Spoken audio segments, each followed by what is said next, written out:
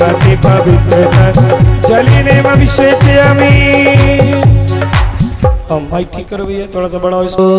ओम ह्रीं श्रीं क्लीं ऐं रं बम मम हम सम पम पम बम बम हम बम हम हम सम सम पम पम पम पम झम झम झीं झीं झीं झीं त्राम त्राम ह्रीं ह्रीं द्रावय द्रावय भूर्ते भगवते श्रीमते पवित्रतर जलिनेमभिषेचयामि।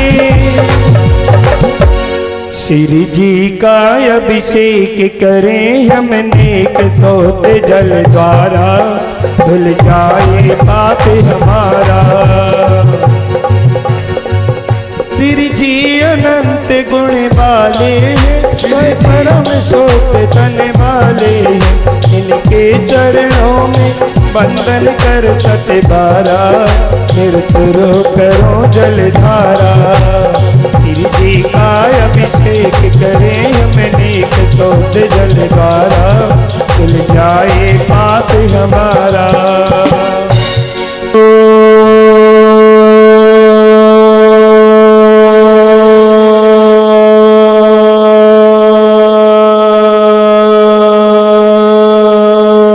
नमः सिद्धि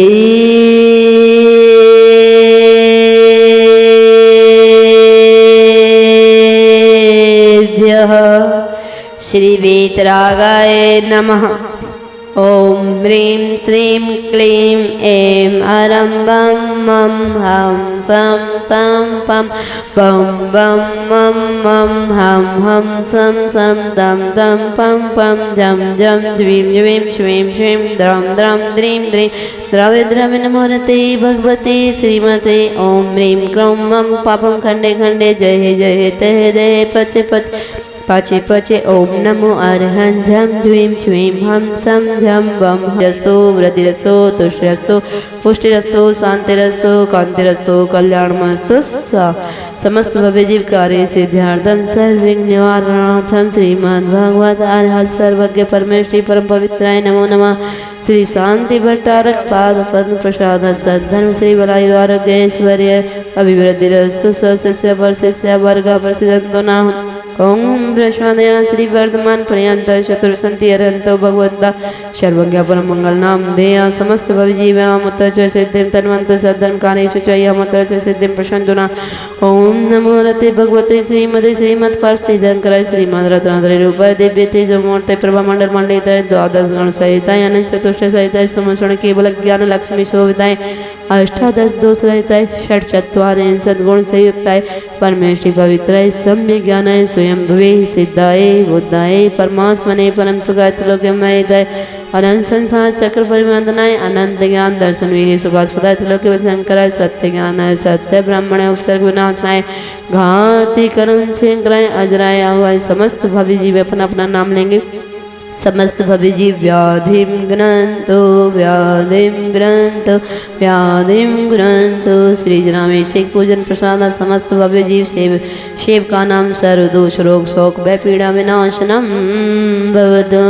ओम नमो रते भगवते प्रक्षण से दोष कलमसाय दिव्य तेजो मूर्ते नमः। श्री शांतिनाथाय शांतिकराय सर्व विघ्न प्रणाशनाय सर्व लोग विनाशनाय सर्व पर क्रच क्षुद्रोध विनाशनाय सर्व शांतिकराय। ओम राम ह्रीं रोम अस्या उषा नमः मम सर्वविघ्न शांतिं कुरु कुरु तुष्टिं पुष्टिं कुरु कुरु मम काम रति काम बलि काम सर्व क्रोध सर्व पाप सर्व वैरम सर्व अग्निव्याम सर्व वायुव्याम सर्व शत्रु विघ्न सर्व उपसर्ग सर्व विघ्न सर्व राजभयम सर्व चोर भयम सर्व दुष्ट भयम सर्व सर्प भयम सर्व वृश्चिक भयम सर्व सिंगादि भयम सर्व ग्रह भयम सर्व दोष का परिवार। अस्माकं सर्वेशम श्री पंकज कुमार जी ममता देवी सर्व परिवार से श्री रूपेश कुमार जी सचिन कुमार जी अनुज कुमार खेड़िया वाले समस्त परिवार से श्री संभव कुमार पंकज अनंत समीर सर्व परिवार से श्री अनंत कुमार जी मनीष कुमार सर्व परिवार से यश प्रशांत सर्व परिवार से राहुल कुमार जी, दिनेश कुमार जी, मोहनपुरा सर्व परिवार से, रूपम श्रीमान रविंद्र कुमार जी सर्व परिवार से, और अभिषेक कुमार, विमल कुमार जी सर्व परिवार से, सर्वदेश से, सर्व राष्ट्र से, सकल दिगंबर जैन समाज से, सोना परिधि जैन, जोली जैन, संगीता जैन, मोहिनी जैन, स्वास्थ्य लाभ हेतु पुष्टि रस्तो, समृद्धि रस्तो, कल्याणमस्तु, पूजिकाना प्रतिपालकाना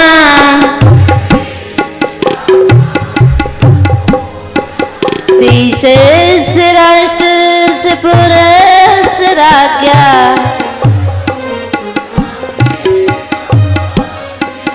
करो तो शांति, करो तो शांति, करो। एक बार आइएगा। अष्टप्राध्याय छत्रदैव स्थाप्यामि कुन्दाभिदात चल चामर चारु शोभं विभ्राजते तव वपो कले ज्योति कांत। दिखा दो जरा पर्दा हटा दो, जरा मुखड़ा दिखा दो, हम दर्शन करने आए हैं कोई गैर नहीं। अरे हम भक्त तेरे दीवाने हैं कोई गैर नहीं। जरा मुखड़ा दिखा दो, हम दर्शन करने आए हैं कोई गैर नहीं। अरे घूमते चलो ज्ञान की गंगा बहाते चलो। और इसी क्रम में श्रीमान विवेक कुमार जी, दीपा देवी आए दोनों जन, और एक साथ आप भी भेंट करने का सौभाग्य प्राप्त करेंगे। आइएगा।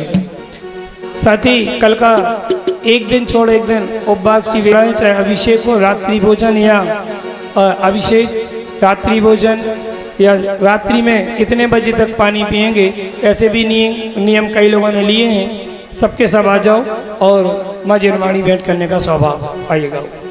उड़ीसा वालों को ही बुला लो।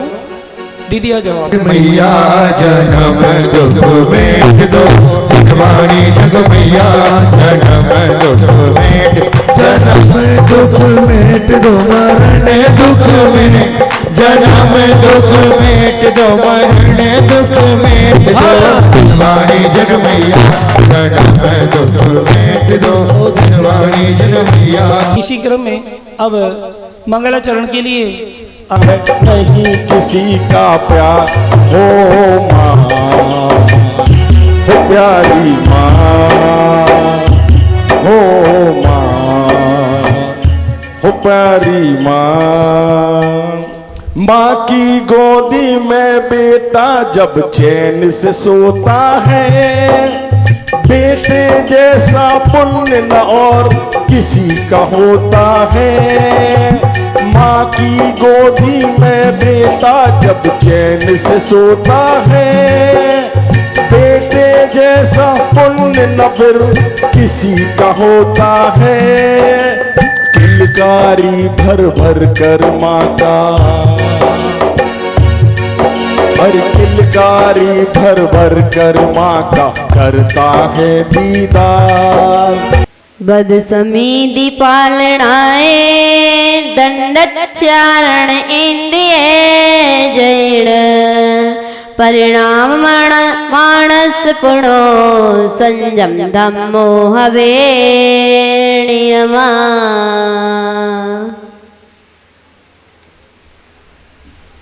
बोलिए आचार्य कुंद कुंद स्वामी जी की। आचार्य भगवान कुंद कुंद स्वामी जी वारसाणोपेक्षा ग्रंथ में कह रहे हैं, गाथा के माध्यम से मन वचन काय की प्रवृत्ति रूप दंड को त्याग कर तथा इंद्रियों को जीत कर जो व्रत समिति का पालन रूप प्रवृत्ति करते हैं, उनके नियम से संयम धर्म होता है। जो मन वचन काय की प्रवृत्ति रूप दंड को त्याग कर पांचों इंद्रियों और मन को जीत कर जो व्रत समिति महाव्रतों का पालन करते हैं, नियम से उनके संयम धर्म होता है। ऐसा आचार्य भगवान कुंद कुंद स्वामी अपने गाथा के माध्यम से बता रहे हैं। और संयम क्या होता है? छठ काय जीवों की रक्षा करना, 5 स्थावर और त्रस, पृथ्वी, जल, अग्नि, वायु, वनस्पति और त्रस काय जीवों की रक्षा करना। 2 इंद्री, 3 इंद्री, 4 इंद्री, 5 इंद्री, संगी असंगी, इन जीवों की रक्षा करना संयम कहलाता है। 5 इंद्रियां और मन को वश में करना संयम कहलाता है। और हम अनजाने में कितना पाप कर देते हैं। सुबह उठने से लेकर के और रात्रि को सोने तक के समय में कितने पाप हमारे द्वारा होते हैं, हमें पता ही नहीं है। घर में भी बहुत से लोग चौके में कार्य करते हैं। हम कम से कम स्थूल पापों से तो बच जाए, मोटे मोटे पापों से बच जाए। जिन पापों से हम नहीं बच सकते और कुछ पापों से हम बच सकते हैं, जैसे स्थावर, पृथ्वी, जल, अग्नि, वायु, वनस्पति, इनमें हम अनर्थ दंड ना करें। जितना उपयोगी है उनके अलावा हम अपने संयम का पालन कर सकते हैं। कुछ मैं आपको ले जा रही हूँ, जो महिलाएं अपने घर में भोजन बनाती है, चौके में चौका बनाती है और कुछ चीजें ऐसी होती है जो गरम गरम और आप चौके की नाली में डाल दिया करती है। कितने जीवों की हिंसा होती है, हम इतने पापों से बच सकते हैं। गीजर में कितने जीवों की हिंसा होती है, अनछने पानी को गर्म करके। अगर वही हम छान करके पानी यूज कर ले तो हम बहुत सारे पापों से बच। अगर हम घर के नलों में, इन नलों के बिना आपका काम नहीं चलेगा, लेकिन नलों में अगर छन्ना लगा लें और संध्या कालीन की बेला में या जब हमारा कार्य हो जाए उसकी जीवानी कर दे, बिलछानी कर दे, तो हम पापों से बच सकते। हम जब पानी में जहां पानी बह रहा है उसी पानी में करना पड़ेगा। अब कुएं की जीवानी कुएं में करनी पड़ेगी, जेड की जीवानी जेड में करनी पड़ेगी, लेकिन आपका भाव तो बचाने का है ना। आपका भाव तो जीवों की रक्षा करने का है, बचाने का है। जब आप जीवानी करोगे तो आपके भाव रक्षा में है। जैसे सैनिक बॉर्डर पे खड़े होकर के और गन चला रहे हैं, कितने लोगों की हिंसा हो रही है, लेकिन फिर भी सजा नहीं मिल रही, क्योंकि रक्षा के लिए रक्षा का भाव है, न कि मारने का भाव नहीं है। रक्षा करने का भाव है कि हमें अपने देश की रक्षा करनी है, और उस देश की रक्षा में अगर किसी जीव का घात होता है तो वह दोष, जीव की रक्षा का भाव है। हम प्रत्येक समय अपने जीवन में संयम की डोर अपने हाथ में रखें। जिनके जीवन में संयम नहीं है उनका जीवन अधूरा है। संयम में हो जीवन, ना आदि व्याधि हो। संयम में हो जीवन, ना आदि व्याधि हो। बस एक भावना है, प्रभु चरण समाधि हो। बस एक भावना है, गुरु चरण समाधि हो। संयम में हो जीवन, ना आदि व्याधि हो। संयम में हो जीवन, ना आदि व्याधि हो। बस एक भावना है प्रभु चरण समाधि हो, बस एक भावना है प्रभु चरण समाधि हो। गुरु चरण समाधि, प्रभु चरण समाधि। हे भगवान, आपके चरणों में आपका नाम लेते लेते ही और मेरा शरीर पूरा हो जाए, मेरा समाधि पूर्वक मरण हो जाए, ऐसी भावना भाना प्रत्येक दिन। बिना डोर वाली पतंग कहाँ गिरेगी कुछ पता नहीं, बिना डोर वाली पतंग कहाँ गिरेगी पता नहीं, बिन संयम वाली की दुर्गति का कोई पता नहीं। बिना बाद संगीत शून्य है, बिना बाद के संगीत शून्य है, और बिन कसे ना बजे सितार, जब तक सितार नहीं कसोगे तब तक बज नहीं सकता। बिना कसे ना बजे सितार, और बिना लगाम का अश्व व्यर्थ है, बिना लगाम का अश्व व्यर्थ है, बिना ब्रेक की सुंदर कार, बिना ब्रेक की सुंदर कार व्यर्थ है। कार लग्जरी गाड़ी तो ले ली, उसका ब्रेक फेल हो किस काम की है, उसमें ब्रेक ही ना हो तो कितनी अच्छी चलेगी, अच्छी चलेगी ना। बिना ब्रेक की गाड़ी ओडी ले आओ, मर्सिडीज ले आओ, उसकी ब्रेक ना हो क्या होगा, कुछ भी हो सकता है। ऐसे ही जीवन में हमारे संयम रूपी ब्रेक अवश्य होना चाहिए। मैं ले चलती हूं आपको संयम की ओर एक दृष्टांत के माध्यम से। यमपाल चांडाल की कथा। यमपाल चांडाल फांसी की सजा दिया करते थे। राजा के दरबार में जो भी फांसी की सजा सुनाई जाती थी वह यमपाल चांडाल फांसी दिया करते थे, ऑर्डर था ऊपर से। एक बार जंगल की ओर निकल रहे थे, जंगल में मुनिराज के दर्शन हुए, और जंगल में मुनिराज के दर्शन हुए तो यमपाल चांडाल ने दर्शन किए।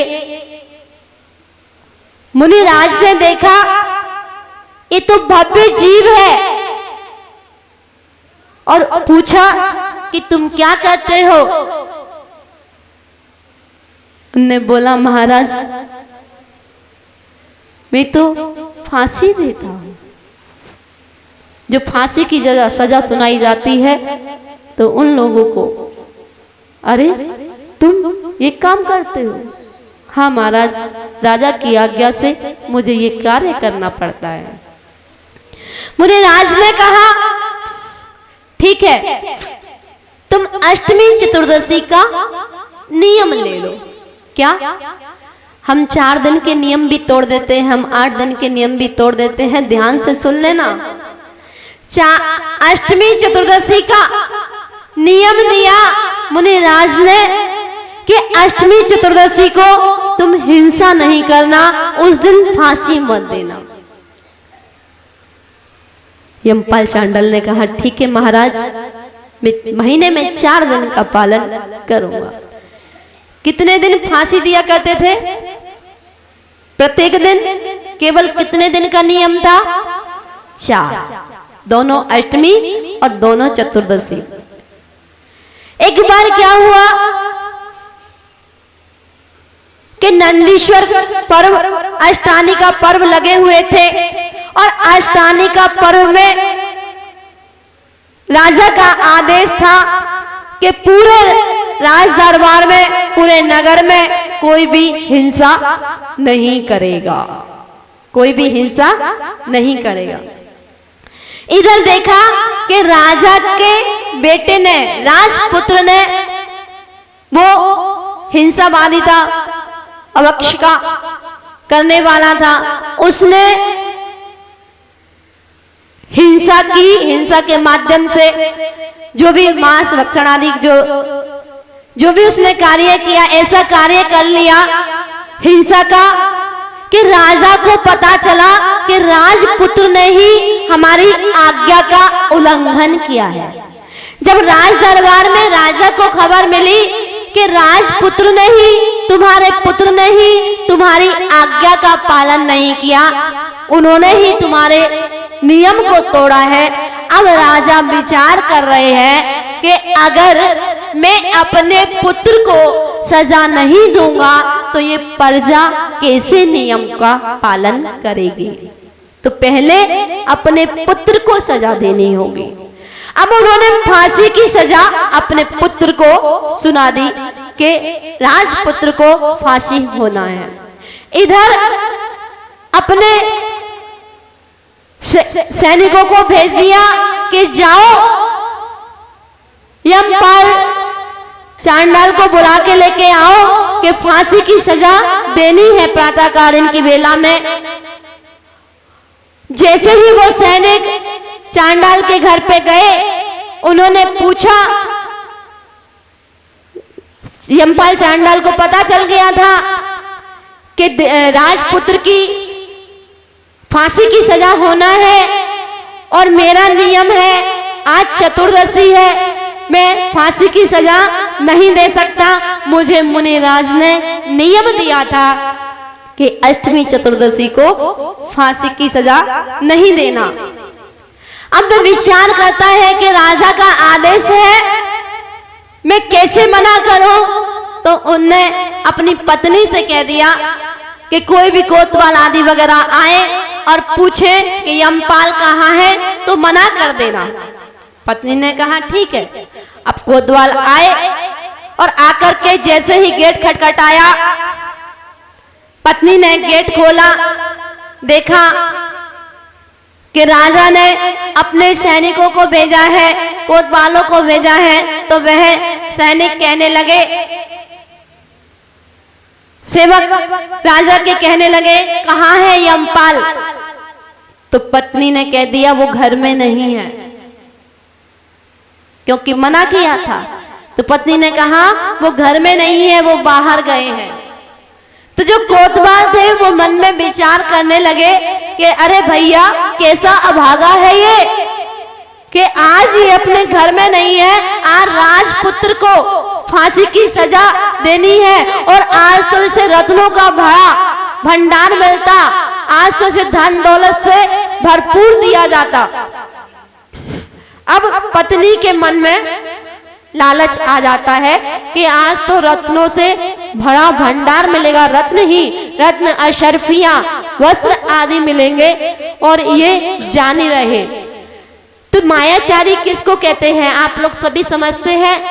तो पत्नी के मन में लालच आ गया और कहा कि वो घर में नहीं है और इशारे से कह रही हैं कि वो अंदर है, वो घर में नहीं है, वो घर में नहीं है, बाहर गए हैं और इशारे से कह रही है कि अंदर है। पत्नी के मन में लालच आ गया, कैसा छल कि मुंह से कह रही है कि वो घर में नहीं है, बाहर गए हैं और हाथ से इशारा है कि अंदर है, अंदर अंदर चले जाओ, ले आओ।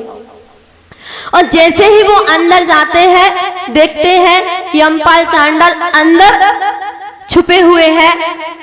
वह जाकर के पकड़ लेते हैं यमपाल चांडाल को कि चलो तुम्हें राजा ने आदेश दिया है, बुलाया है कि आज राजपुत्र को फांसी की सजा होनी है। उसने कहा साहब मैं आज फांसी की सजा नहीं दूंगा, आज चतुर्दशी है, मेरा नियम है, मैं फांसी की सजा नहीं दूंगा चाहे कुछ भी हो जाए। लेकिन वह नहीं माने, ले गए पकड़ के राजा के पास। जब राज दरबार में पहुंचे, राजा ने कहा तुमको फांसी की सजा देनी है। तो उसने कहा हे राजन, मैं आपके साथ सामने हाथ जोड़ता हूँ, आज चतुर्दशी है, मैंने मुनिराज से नियम लिया था कि अष्टमी चतुर्दशी को फांसी नहीं दूंगा।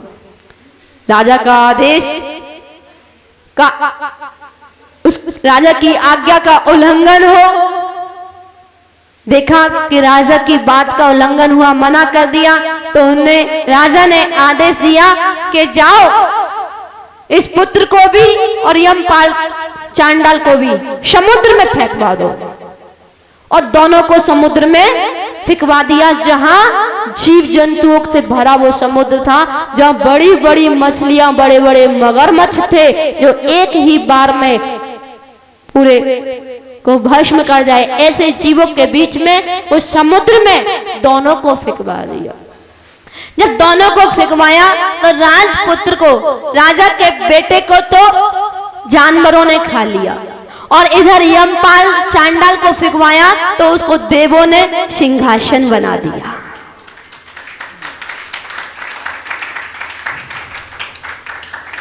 देवों ने सिंहासन बना दिया कि चतुर्दशी का नियम था फांसी की सजा नहीं देना, एक दिन का नियम। जब देव भी सिंहासन बना सकते हैं, एक नियम का पालन करना, सारे मांस को खाना, केवल कौवे के मांस का त्याग करने वाला जब महावीर भगवान बन सकता है, तो क्या हम अभिषेक करने के बाद क्या हम भगवान नहीं बन सकते? क्या भगवान को स्पर्श करने के बाद हमारा एक दिन स्पर्श नहीं हो सकता? इसमें कौन से आश्चर्य की बात है। तो ऐसा देवों ने भी रक्षा की, जो नियम का पालन करते हैं उनकी परीक्षाएं होती हैं, और जब परीक्षाओं में पास हो जाते हैं तो देव भी उनके नियम का पालन कराते हैं, रक्षा करते हैं। ऐसा हमारा जैन धर्म है। और एक दृष्टांत के माध्यम से चलती हूँ कि आपने सुना होगा कुलभूषण देशभूषण दोनों भाई, कुलभूषण और देशभूषण दोनों भाई थे। दोनों भाई बचपन में ही पढ़ने के लिए गुरुकुल चले गए। कहाँ गए थे? गुरुकुल चले गए थे, और गुरुकुल में जाकर के पढ़ाई लिखाई करी, विद्या अर्जन किया, वहां पर बड़े हो गए। जब कुछ वर्षों बाद पढ़ाई पूर्ण करके अपने देश लौटे, अपने घर लौट करके आ रहे थे, रथ में बैठे थे दोनों भाई और अपने घर की ओर चले आ रहे थे। इधर उनकी बहन, माता पिता उनकी आरती उतारने के लिए इंतजार कर रहे थे कि आज हमारे दोनों पुत्र कुलभूषण और देशभूषण दोनों घर की ओर आ रहे हैं। इधर मां ने कहा कि जाओ बेटा तैयारी कर लो आरती की, आज तुम्हारे दोनों भाई आ रहे हैं। और जाकर के वो बहन जिसने अपने भाई को नहीं देखा था, वो जाकर के छज्जे में बैठ जाती है, खिड़की में से निहारती है, और जैसे ही वो खिड़की में से निहारती है, उधर दोनों राजकुमार कुलभूषण देशभूषण दोनों रथ पे सवार होकर के आ रहे हैं। जैसे ही दृष्टि उस कन्या पर पड़ती है, उस खिड़की की ओर पड़ती है, मन विचलित हो जाता है। इधर कुलभूषण देशभूषण मन में विचार कर रहे हैं, ये कन्या कितनी सुंदर है, इससे विवाह मैं करूंगा। देशभूषण सोच रहे हैं, ये कन्या कितनी सुंदर है, इससे विवाह मैं करूंगा। कुलभूषण सोच रहे हैं कि मैं करूंगा। दोनों आपस में सोच रहे हैं, ये कन्या कितनी सुंदर है, इससे विवाह मैं करूंगा। अगर भैया भी मेरे बीच में आया तो मैं भैया से भी युद्ध कर लूंगा, लेकिन इस कन्या से विवाह मैं ही करूंगा। आपस में दोनों सोच रहे हैं। जब देशभूषण ने कुलभूषण से पूछा, भैया तुम क्या देख रहे हो, क्या सोच रहे हो? तो उन्होंने कहा, मैं सोच रहा हूँ एक कन्या कितनी सुंदर है, इससे विवाह मैं करूंगा। दोनों भाई में आपस में विवाह छिड़ जाता है। नहीं भैया, इससे विवाह मैं करूंगा, नहीं भैया इससे विवाह मैं करूंगा, नहीं भैया इससे विवाह मैं करूंगा। और ऐसा देखते हैं तो वो मंत्री जी जो साथ चल रहे थे वो पूछने लगे, क्यों राजकुमार क्या हो गया, तुम आपस में क्यों टकरा रहे हो? तो दोनों राजकुमार कहते हैं कि मंत्री जी आप ही बताइए, पहले मैंने इस कन्या को पसंद किया। वो कहता है, नहीं पहले मैंने इस कन्या को पसंद किया है। तो मंत्री जी कहते हैं, ओह क्या कर रहे हो तुम? कहले, क्यों क्या हुआ? अरे तुमको नहीं पता, ये कन्या तुम्हारी बहन है। जिस समय तुम गुरुकुल गए थे पढ़ने के लिए, उसके बाद तुम्हारी बहन ने जन्म लिया और तुम्हारे माता पिता की पुत्री हुई, वह पुत्री है, ये तुम्हारी बहन है। और जैसे ही पता चलता है कि ये हमारी बहन, धिक्कार है मेरे जीवन को, जिसने अपने मन को ही बस में नहीं किया, अपनी बहन के प्रति इंद्रियां विचलित हो गई, दृष्टि खराब हो गई, धिक्कार है मेरे जीवन को, इतना घिनौना पाप मेरे से हो गया। और आभूषण उतार देते हैं, रथ को मोड़ लेते हैं। वह कन्या भागी भागी आती है और कहती है, भैया भैया क्या हुआ क्या हुआ?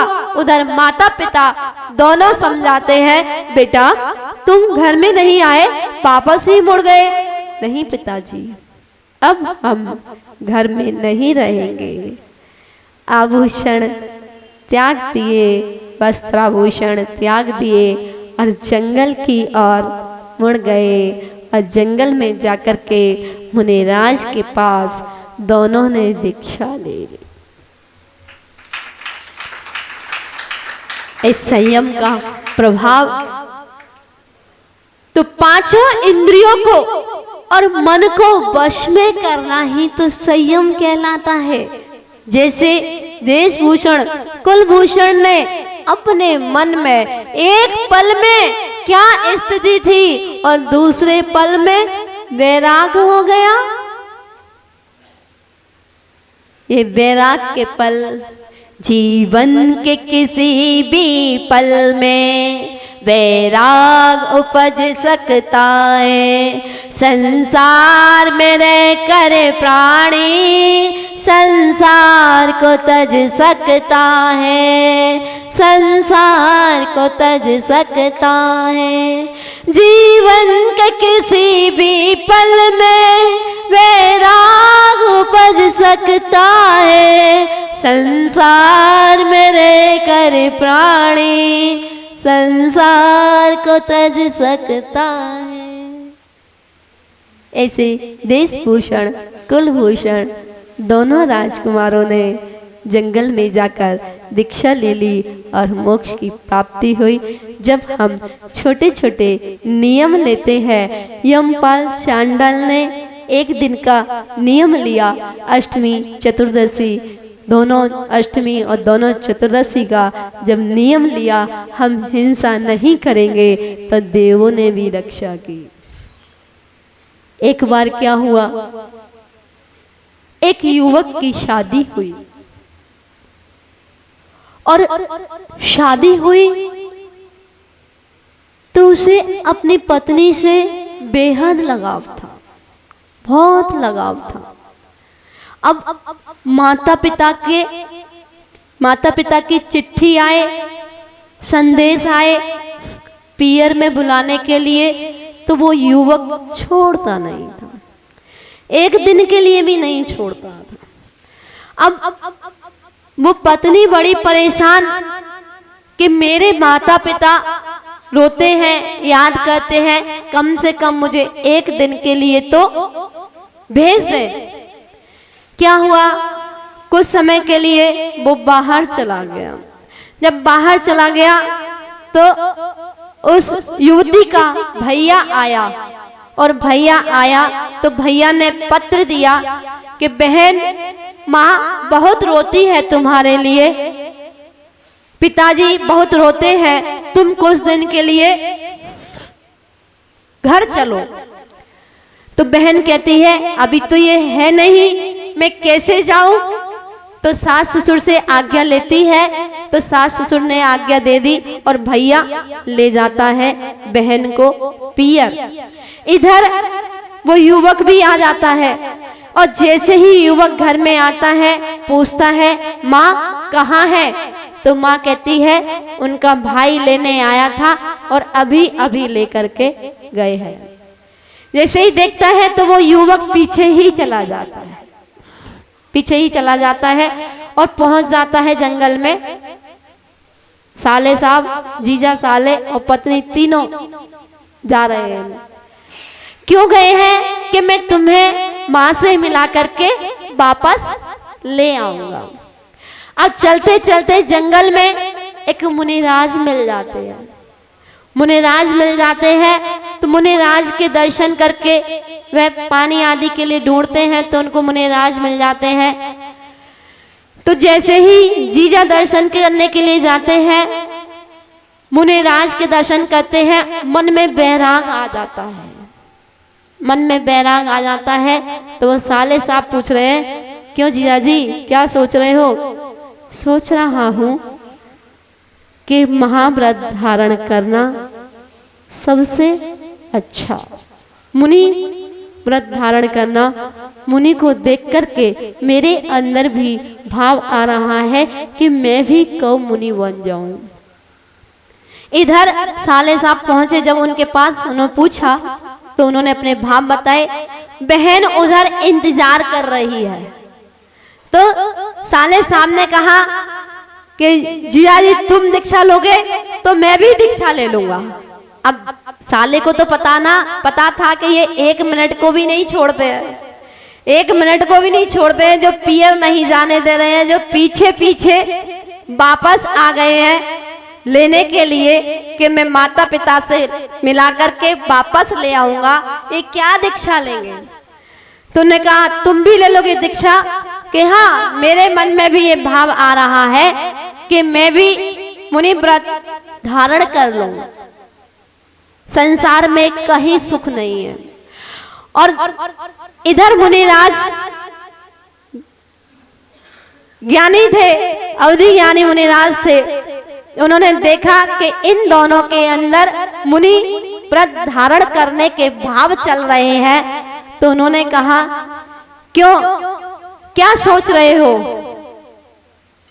महाव्रतों को धारण करना है? तो वो बोलते हैं युवक कि हाँ महाराज, मेरे मन में भी भाव आ रहा है कि मैं भी महाव्रतों को धारण कर लूं, क्योंकि संसार शरीर भोगों में सुख नहीं है। भव्य जीव थे। मुनिराज ने दीक्षा दे दी, युवक ने दीक्षा ले ली, तो जो साले साहब थे उन्होंने भी दीक्षा ले ली, दोनों ने दीक्षा ले ली। और जब वो श्रीमती जी आई, उन्होंने कहा इतनी देर हो गई अभी तक ये पानी लेकर नहीं आए, कहाँ गए? और जैसे ही देखती हैं तो दोनों के केस लॉच होते हैं, और दोनों के केस लॉच होते हैं तो वो दंग रह जाती है।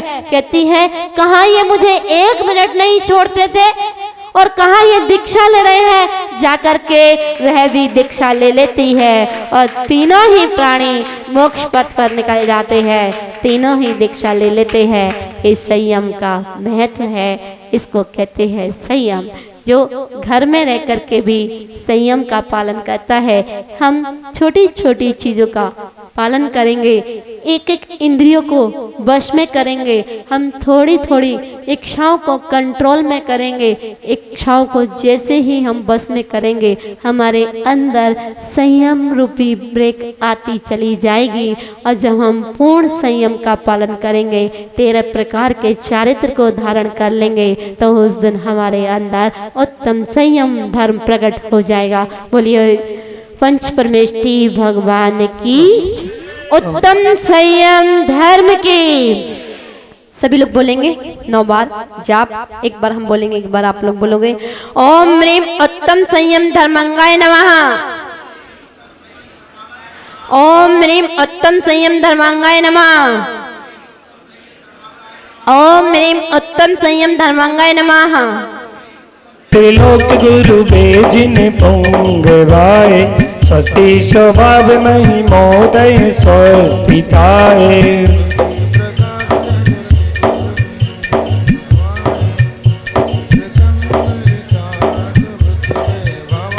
स्वच्छलक विमल बोध सुधा पिलवाए, स्वस्ति स्वभाव परिभावि विभाषिकाय। गम्य था निरूपम पावस्य सुधमधिकामधिगन्तु कामः। प्राण पुरुषोत्तम पावनानि, अस्तोन्यनूनमखिलानि अयमेकैव। प्रतिज्ञा पुष्पांजलम्। श्री विष्णुना स्वस्ति स्वस्ति श्री अजिता, श्री संभवा स्वस्ति स्वस्ति श्री अभिनंदना।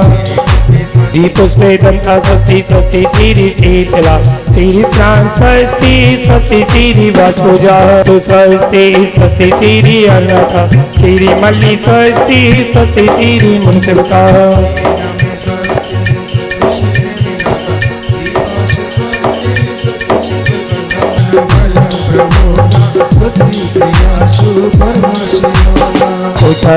उतस्तधनुपममेक बीजं समिन्न संसोत्पदानुसारे।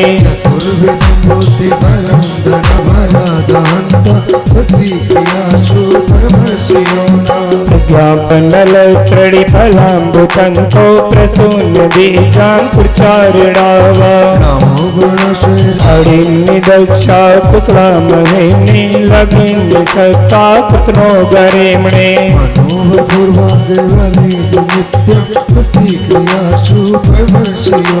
शतन रूपित बसित में संप्रकाम मंतर्दिमता की माता। प्रतिघात गुण प्रधान इतं च ततं च तथा महोग्रं घोरं तपो घोर पराक्रमस्ता। परम घोर गुणाचरन्ता स्वस्ति क्रियासु परमर्षयोना। क्षीरं स्रवन्तोक्तघृतं स्रवन्तो मधु स्रवन्तोक्तमृतं स्रवन्ता। श्री स्वस्ति मंगल विधानमिति दिव्य पुष्पांजलम्। चलेगा सब लोग। अत्र अवतर शंभो सडित्यावाहनम्, अत्र तिष्ठ तिष्ठ ठाय ठायति स्थापनम्, अत्र मम धीकरणम्।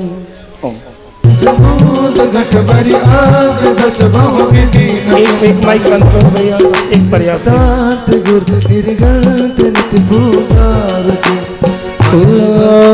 मलिन वस्तु हर लेत, सब स्वामी जल स्वभाव मल छीने। गुरु तीन नाथ कर्मों का चेकी